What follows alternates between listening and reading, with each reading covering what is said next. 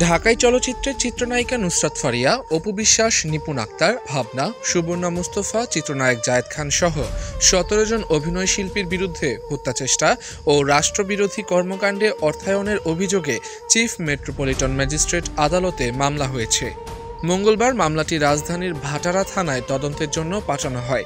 এর আগে সিএমএম আদালতে এনামুল হক বাদী হয়ে মামলাটি করেন। মামলার নথিপত্র সূত্রে জানা গেছে, সাবেক প্রধানমন্ত্রী ও আওয়ামী লীগ সভানেত্রী শেখ হাসিনা এবং তার সরকারের সংশ্লিষ্ট ২৮৩ জন ও অজ্ঞাতনামা ৩০০-৪০০ জনের বিরুদ্ধে ঢাকার সিএমএম আদালতে মামলাটি করেছেন এনামুল হক।